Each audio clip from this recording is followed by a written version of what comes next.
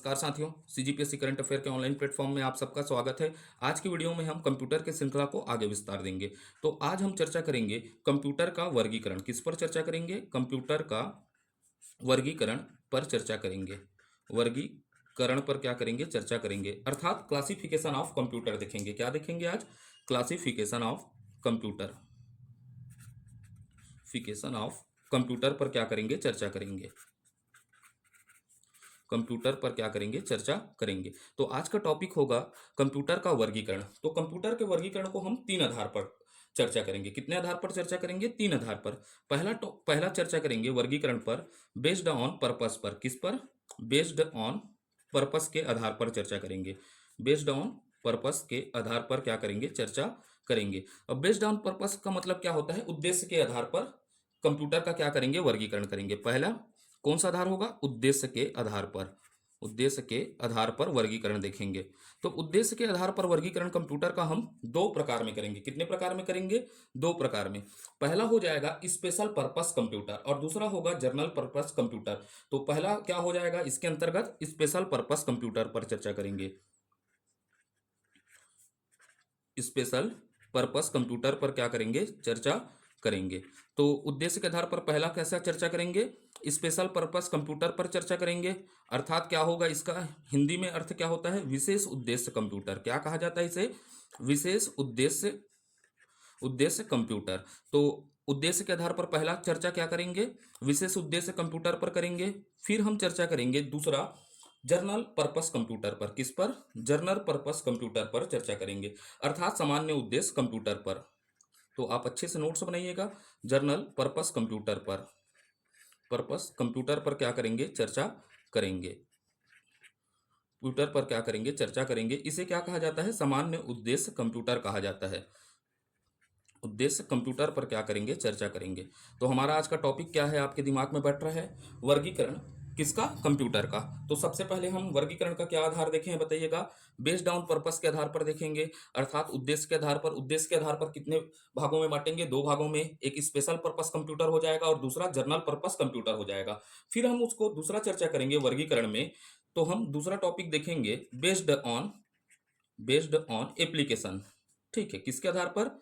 Application के आधार पर देखेंगे। किसके आधार पर? एप्लीकेशन के आधार पर इसको वर्गीकरण करेंगे। किसके आधार पर? बेस्ड ऑन एप्लीकेशन, अर्थात अनुप्रयोग के आधार पर कंप्यूटर का वर्गीकरण करेंगे। किसके आधार पर? अनुप्रयोग के आधार पर।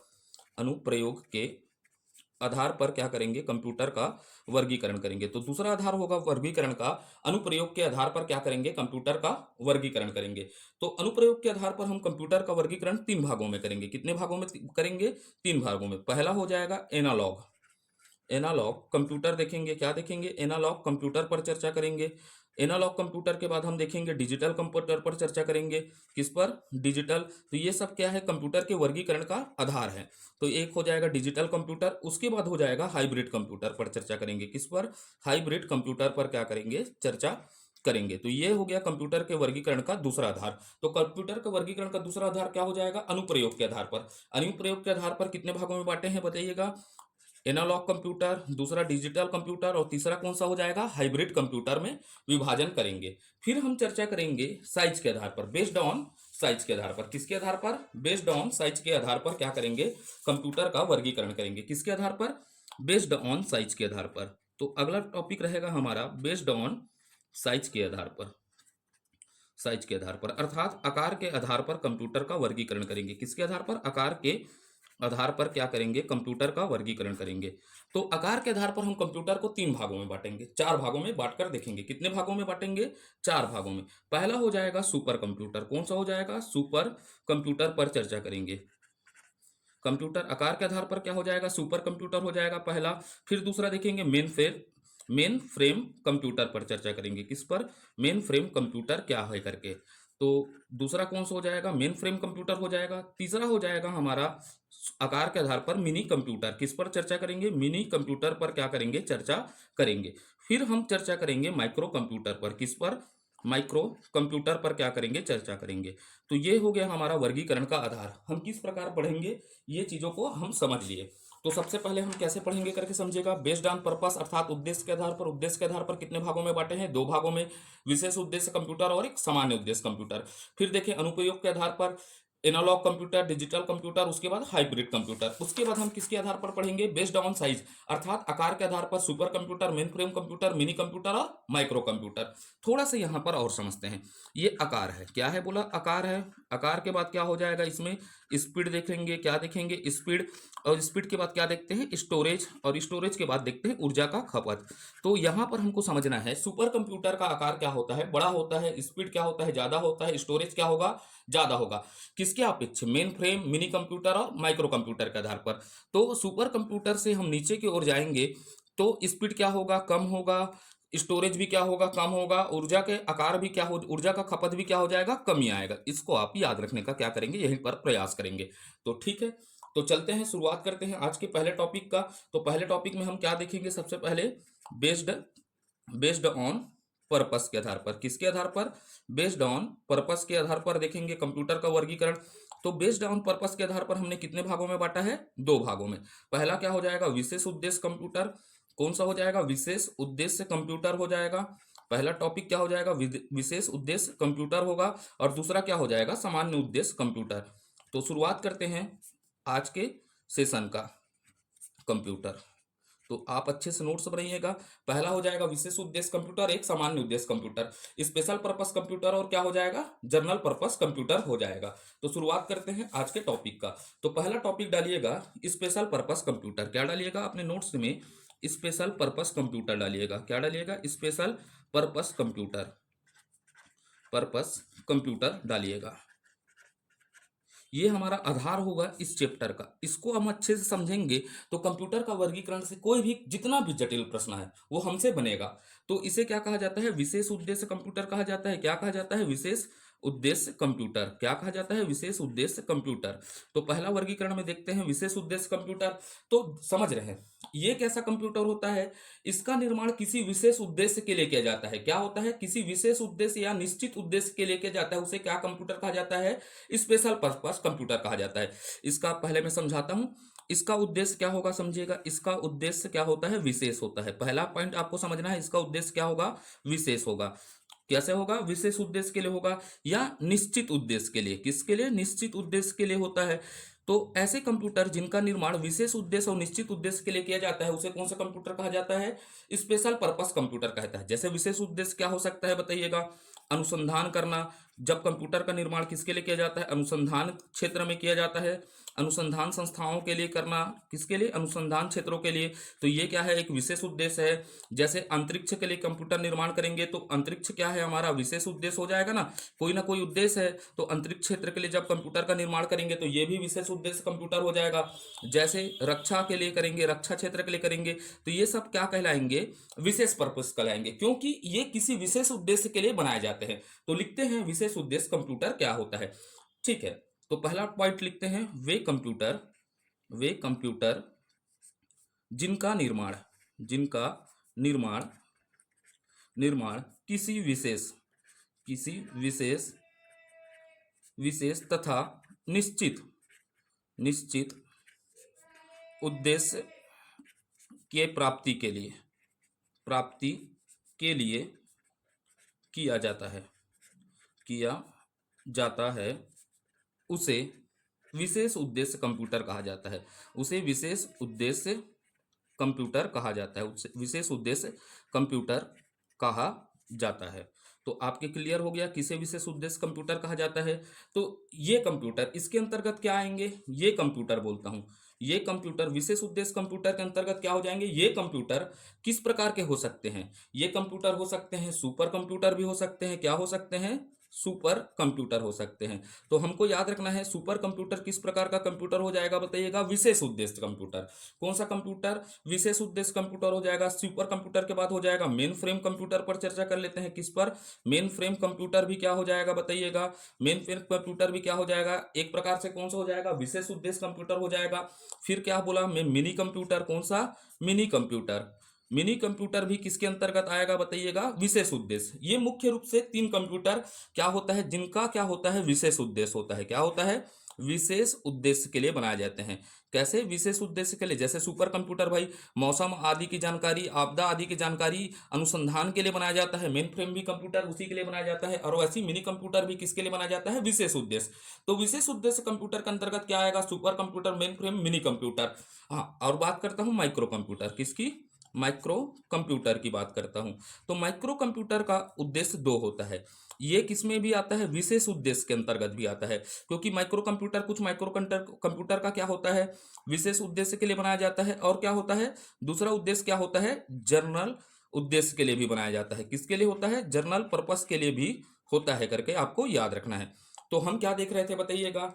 विशेष उद्देश्य कंप्यूटर वे कंप्यूटर जिनका निर्माण किसके लिए? किसी विशेष उद्देश्य, किसी विशेष या निश्चित उद्देश्य के लिए किया जाता है, उसे विशेष उद्देश्य कंप्यूटर कहलाता है। तो इसके अंतर्गत क्या आएगा? Super computer, main frame computer, mini computer. ये मुख्य रूप से क्या उद्देश्य होता है इसका? विशेष उद्देश्य होता है। और माइक्रो कंप्यूटर में क्या उद्देश्य क्या होता है? विशेष के साथ क्या होता है? जनरल, अर्थात सामान्य उद्देश्य के लिए भी इस कंप्यूटर का क्या किया जाता है? प्रयोग किया जाता है। अब देखते हैं इसका प्रयोग कहाँ होता है। सब चीजों को बेसिक से समझिए, तब आपका प्रश्न नहीं छूटेगा।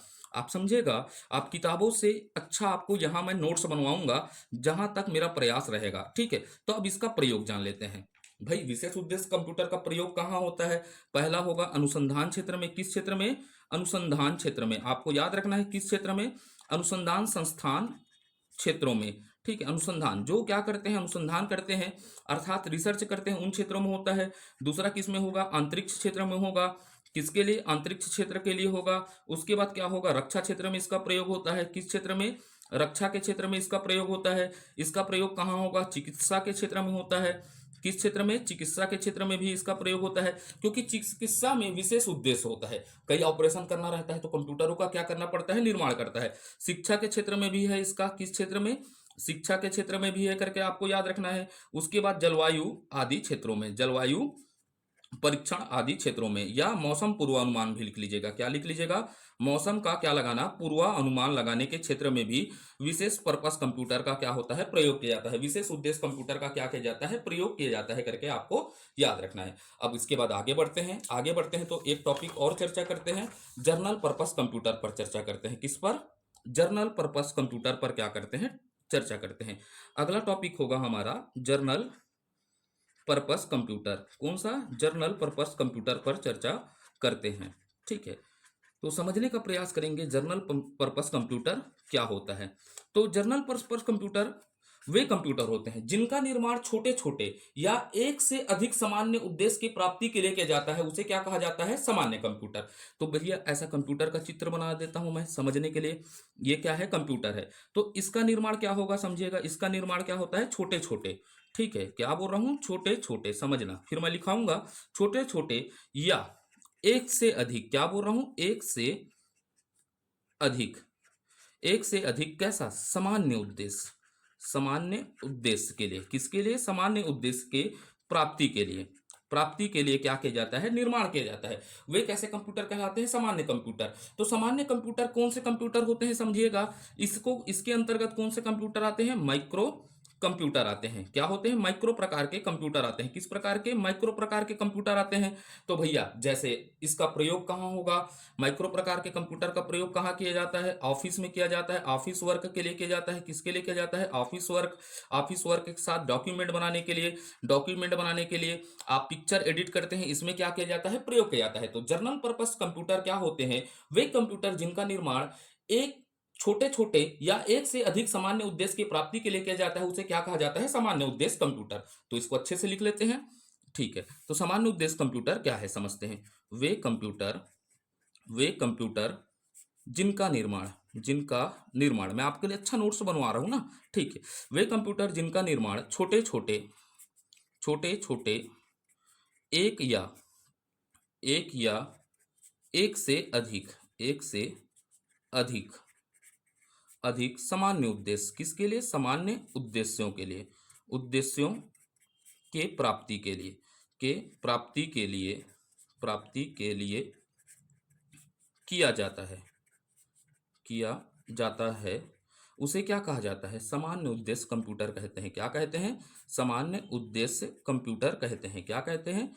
कंप्यूटर कहते हैं करके आपको याद रखना, उसे क्या कहते हैं, सामान्य उद्देश्य कंप्यूटर कहते हैं। ठीक, अब ये कंप्यूटर कैसे होते हैं करके याद रखना है मुख्य रूप से। तो आपसे प्रश्न पूछ दिया सामान्य उद्देश्य कंप्यूटर के अंतर्गत क्या आता है मुख्य रूप से, तो इसके अंतर्गत आता है माइक्रो कंप्यूटर आता है। क्या आता है, माइक्रो कंप्यूटर, यही तो आधार बनेगा आगे। तो मैं बोलूंगा माइक्रो कंप्यूटर क्या होता है, जनरल पर्पस कंप्यूटर, तो आपके दिमाग में तुरंत रूपरेखा बन जाएगा। इसीलिए मैं बेसिक से चालू करता हूं। जैसे इसके अंतर्गत क्या कार्य के लिए आता है, ऑफिस वर्क लिख लीजिएगा। इसका प्रयोग किसमें होता है, ऑफिस वर्क होता है। डॉक्यूमेंटेशन के लिए होता है, किसके लिए, डॉक्यूमेंट तैयार करने आदि के लिए इसका क्या किया जाता है, प्रयोग किया जाता है करके आपको याद रखना है। ठीक है, तो ये हो गया हमारा पहला टॉपिक कंप्लीट होता है। किसके आधार पर बताइएगा, स्पेशल क्या होता है, पहला टॉपिक हमारा कंप्यूटर का कंप्लीट हुआ, वर्गीकरण का, किसके, बेस्ड ऑन पर्पस के आधार पर। किसके आधार पर, बेस्ड ऑन पर्पस के आधार पर हमने चर्चा कर लिया। अब देखते हैं बेस्ड ऑन एप्लीकेशन के आधार पर। किसके आधार पर, बेस्ड ऑन एप्लीकेशन। किसके आधार पर, एप्लीकेशन के आधार पर। किसके आधार पर, एप्लीकेशन या वर्किंग के आधार पर। किसके आधार पर लिख लीजिएगा, वर्किंग के आधार पर, या इसी को बोलते हैं अनुप्रयोग के आधार पर। अनुप्रयोग के आधार पर, अनुप्रयोग के आधार पर क्या करते हैं, कंप्यूटर का वर्गीकरण करते हैं। अनुप्रयोग के आधार पर कंप्यूटर को 3 भागों में बांट देते हैं। पूरे दिमाग में आपका सेट होना चाहिए, कितने भागों में बांटेंगे, 3 भागों में। पहला क्या हो जाएगा, एनालॉग। क्या हो जाएगा, एनालॉग कंप्यूटर हो जाएगा। कौन सा कंप्यूटर हो जाएगा, एनालॉग कंप्यूटर हो जाएगा। पहला कंप्यूटर क्या हो जाएगा, एनालॉग। एनालॉग के बाद क्या हो जाएगा, दूसरा डिजिटल। याद करते जाइएगा कौन सा हो जाएगा, डिजिटल कंप्यूटर हो जाएगा। डिजिटल कंप्यूटर हो जाएगा। डिजिटल के बाद आपको याद रखना है हाइब्रिड कंप्यूटर। कौन सा, हाइब्रिड कंप्यूटर हो जाएगा। तो इसको कितने भागों में बांटेंगे, 3 भागों में। पहला बोलिएगा एनालॉग कंप्यूटर, दूसरा कौन सा हो जाएगा, डिजिटल कंप्यूटर, तीसरा कौन सा हो जाएगा, हाइब्रिड कंप्यूटर। तो सबसे पहला टॉपिक डालिएगा अपने कॉपी में, एनालॉग कंप्यूटर। कौन सा, एनालॉग कंप्यूटर डालिएगा। ठीक है, पहला टॉपिक आप चर्चा करते हैं एनालॉग कंप्यूटर। अब भैया एनालॉग कंप्यूटर क्या है करके सोचिएगा। तो वे कंप्यूटर जिसमें भौतिक मात्राओं का, किसका, भौतिक मात्राओं का, अब समझता हूं ये कंप्यूटर किसमें, इन कंप्यूटर में किसका, भौतिक मात्राओं का। भौतिक मात्रा किसका बोल रहा हूं, भौतिक मात्रा। अर्थात क्या होगा, भौतिक मात्रा में क्या आता है, दाब, ताप, समय, गति, ये सब क्या है, भौतिक मात्रा है। ताप, दाब, समय, गति क्या होता है, भौतिक मात्रा होता है। इनका क्या किया जाता है, मापन कर रिजल्ट को, किसको, इसका मापन करेंगे। ताप, दाब, किसका, ताप, दाब, समय, गति का क्या करेंगे, मापन करेंगे। और मापन कर को रिजल्ट प्राप्त होगा, किसको, रिजल्ट प्राप्त होता है। और रिजल्ट प्राप्त को किसमें, एक स्केल में, किसमें, स्केल में क्या किया जाता है, प्रस्तुत किया जाता है। क्या किया जाता है, स्केल के माध्यम से प्रस्तुत किया जाता है या बताया जाता है। क्या किया जाता है, बताया जाता है। तो उसे कौन सा कंप्यूटर कहा जाता है, एनालॉग कंप्यूटर कहा जाता है। कौन सा कंप्यूटर कहा जाता है, एनालॉग। तो जैसे उदाहरण के लिए आपको समझाता हूं, थर्मामीटर। कौन सा मीटर, थर्मामीटर हो गया एनालॉग कंप्यूटर में। मात्राओं में ध्यान मत दीजिएगा, स्पीडोमीटर, ये सब क्या है बताइएगा, एक एनालॉग कंप्यूटर के क्या है, उदाहरण है। ऑटोमीटर, ये सब क्या है, एनालॉग कंप्यूटर के क्या है, उदाहरण है। और इसमें विशेष बात होती है, ये कंप्यूटर लगभग 98% तक क्या देते हैं, शुद्ध मान प्रदान करते हैं। 100 नहीं करते, 98% तक क्या करते हैं, शुद्ध मान प्रदान करते हैं। तो एनालॉग कंप्यूटर क्या है, वे कंप्यूटर जिनके द्वारा भौतिक मात्रा, ताप, दाब, गति का क्या किया जाता है, मापन कर रिजल्ट को एक स्केल के माध्यम से क्या किया जाता है, प्रस्तुत किया जाता है, उसे क्या कहा जाता है, एनालॉग कंप्यूटर कहा जाता है। इसके अंतर्गत थर्मामीटर, स्पीडोमीटर, ऑटोमीटर आदि आते हैं। तो लिखते हैं इसको, एनालॉग कंप्यूटर क्या है, थोड़ा जल्दी लिखते हैं। ठीक है, तो लिखिएगा वे कंप्यूटर, क्या लिखिएगा, वे कंप्यूटर जिनके द्वारा भौतिक मात्रा, किसका, भौतिक मात्राओं, भौतिक मात्राओं जैसे दाब, ताप, समय, गति का मापन कर रिजल्ट रिजल्ट एक स्केल में, किसमें, एक स्केल के माध्यम से बनाया जाता है, उन्हें एनालॉग कंप्यूटर कहा जाता है, कंप्यूटर कहते हैं। उदाहरण के लिए आप डाल लीजिएगा थर्मामीटर, मात्राओं पर ध्यान मत दीजिएगा, थर्मामीटर, स्पीडोमीटर, और क्या हो जाएगा, ऑटोमीटर, सब क्या है, इसके उदाहरण है। किसके, एनालॉग कंप्यूटर के उदाहरण हैं। ठीक है, अब लिख लीजिएगा, नोट डाल लीजिएगा यहाँ पर अच्छे से, एक क्या डाल लीजिएगा, नोट। ये कंप्यूटर 98% शुद्ध मान प्रस्तुत करते हैं। ये लिख लीजिएगा, ये कंप्यूटर कंप्यूटर 98%, कितना, 98% लगभग, क्या बोल रहा हूँ, लगभग शुद्ध मान प्रदान करते हैं। क्या प्रदान करते हैं, शुद्ध मान प्रदान करते हैं करके आपको याद रखना है। 98% क्या करेंगे, शुद्ध मान। 100% नहीं करते, लेकिन 98% शुद्ध मान क्या करते हैं, प्रदान करते हैं करके हमको याद रखना है। ठीक है, अब देखते हैं अगला पॉइंट में चलते हैं।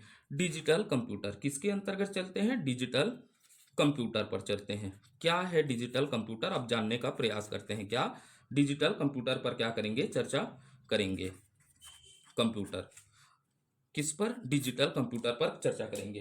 तो बताइएगा, वर्तमान में जितने कंप्यूटर हैं वो सब कैसे कंप्यूटर है, बोलिएगा, डिजिटल कंप्यूटर है। वर्तमान के जितने कंप्यूटर हैं सब क्या है, डिजिटल कंप्यूटर हैं। तो सबसे पहला पॉइंट हमको समझना क्या है, वर्तमान में जितने भी कंप्यूटर होते हैं ये सब किस प्रकार के हैं, डिजिटल कंप्यूटर। अब ये कंप्यूटर क्या होते हैं, भाई एक कंप्यूटर बना देता हूं थोड़ा समझाने के लिए, समझिएगा डिजिटल कंप्यूटर क्या होगा करके। ये कंप्यूटर क्या करते हैं, कंप्यूटर द्वारा क्या होता है, प्रोसेस, क्या होता है, कंप्यूटर द्वारा प्रोसेस या कैलकुलेशन की बात करता हूं, किसकी बात करता हूं, कैलकुलेशन की बात करता हूं, अर्थात गणना की बात।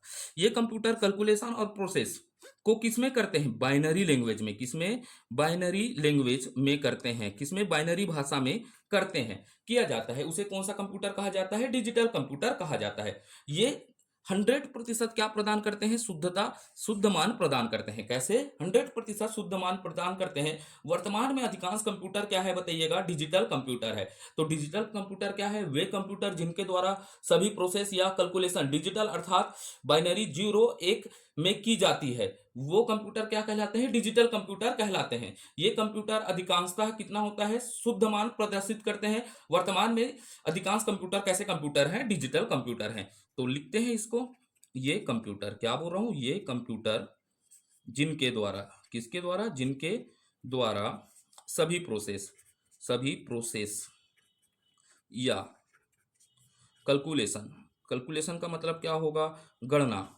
ठीक है, डिजिटल, डिजिटल्स अर्थात, अर्थात क्या लिख देता हूं, बाइनरी, नरी 0 1, बाइनरी का मतलब क्या होता है, 0 1 में की जाती है, की जाती है, तो उन्हें क्या कहा जाता है, डिजिटल कंप्यूटर कहा जाता है। डिजिटल क्या कहा जाता है, कंप्यूटर कहते हैं। क्या कहते हैं, डिजिटल कंप्यूटर, कंप्यूटर कहते हैं। ठीक है, मान कितना प्रतिशत, मान, मान लिख दिया हूं, क्या लिख दिया, मान 100% क्या होता है, शुद्ध होता है। आप अच्छे लिख लीजिएगा। ठीक है, इसका मान क्या होता है, 100% क्या होता है, शुद्ध होता है। आपको याद रखना है कैसा, 100% क्या होता है, शुद्ध होता है। और इसके बाद लिखिएगा, वर्तमान में, वर्तमान में अधिकांश कंप्यूटर, क्या, अधिकांश कंप्यूटर, कंप्यूटर डिजिटल कंप्यूटर है। कैसे कंप्यूटर है, डिजिटल कंप्यूटर है। तो प्रश्न पूछेगा, वर्तमान में सभी कंप्यूटर किस प्रकार के हैं, एनालॉग है या डिजिटल है या हाइब्रिड है। तो आप बताइएगा कौन से कंप्यूटर है, वर्तमान में अधिकांश कंप्यूटर किस रूप में है, डिजिटल कंप्यूटर है। ठीक है, तो ये हो गया हमारा डिजिटल कंप्यूटर।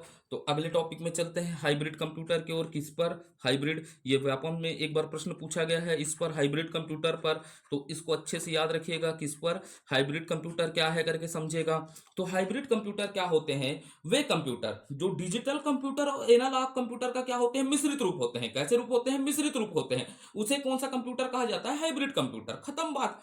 क्या बोल रहा हूं, ये कंप्यूटर, इसको समझिएगा, ये कंप्यूटर कैसे होते हैं, डिजिटल, क्या होंगे, डिजिटल, या क्या बात करूंगा, एनालॉग होते हैं। कैसे होते हैं, एनालॉग कंप्यूटर होते हैं, डिजिटल या एनालॉग कंप्यूटर होते हैं। ठीक है, कंप्यूटर का क्या होते हैं, मिश्रित रूप, मिश्रित रूप होते हैं। कैसे रूप होते हैं, मिश्रित रूप होते हैं, रूप होते हैं। उसे कौन सा कंप्यूटर कहा जाता है, हाइब्रिड कंप्यूटर कहते हैं। क्या कहते हैं, हाइब्रिड कंप्यूटर कहते हैं।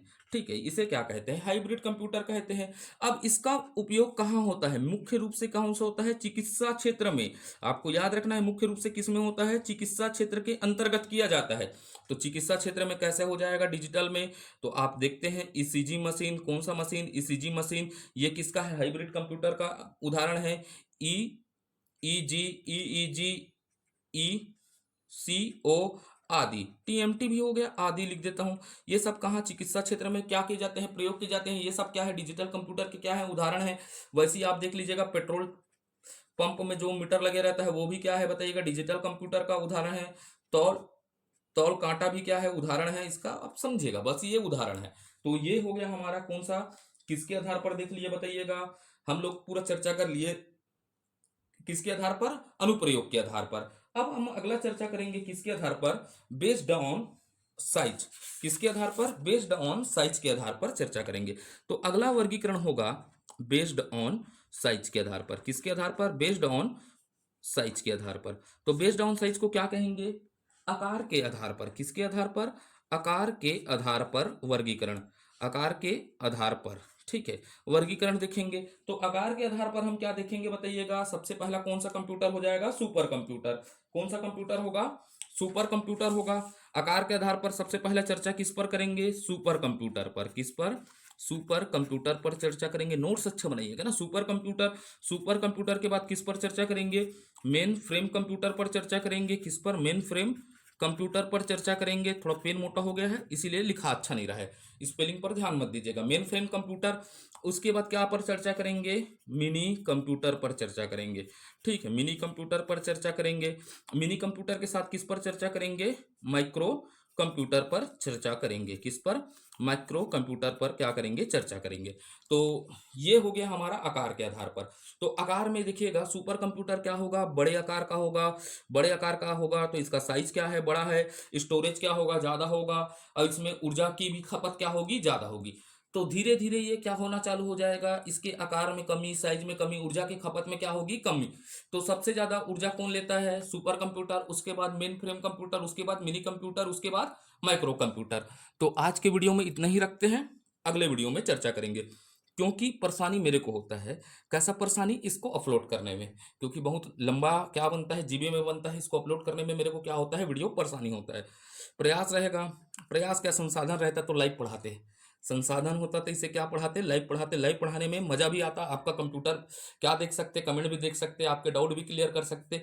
इसीलिए प्रयास है कि देखिएगा, वक्त और भगवान क्या चाहता है इसे कोई नहीं जानता, कि कभी हमारे को भी लाइव आने का मौका दे दे। संसाधन नहीं है, सबसे पहला बात है संसाधन है नहीं। और उसके बाद क्या होता है कि मैं जिस अंचल में रहता हूँ, सिहावा नगरी क्षेत्र में, वहाँ क्या है, वाईफाई के लिए मेरे को अपने दोस्त के घर में लगाना पड़ा है। किसके घर में, अपने दोस्त के घर में वाईफाई लगाया हूँ। वहाँ से मैं क्या करता हूँ, अपलोड करता हूँ। इसीलिए थोड़ा परेशानी होता है। वीडियो मेरे को 4 किलोमीटर जाना पड़ता है। वीडियो को रिकॉर्ड मैं ही करता हूँ, वीडियो रिकॉर्ड करता हूँ, वीडियो को एडिटिंग करता हूँ, एडिटिंग के बाद अपलोडिंग में छोड़ता हूँ, उसके बाद थंबनेल बनाता हूँ, उसके बाद आपके कमेंट्स का इंतजार करता हूँ। इसीलिए लेट होता है। आप निश्चिंत रहिए कि हॉस्टल वार्डन के पेपर तक उससे पहले, उससे 1 महीना पहले मैं आपको बाल मनोविकास और किसको, कंप्यूटर को खत्म करके मैं दे दूंगा। आप टेंशन लीजिए और निश्चिंत रहिएगा, पेड क्लास से भी बेहतर रहेगा। क्योंकि समय लग रहा है लेकिन बेस्ट कंटेंट दिया जाएगा। अगर यह वीडियो आपको अच्छा लगता है तो आप चाहें तो लाइक कर सकते हैं, चाहें तो आप क्या करें, शेयर करें।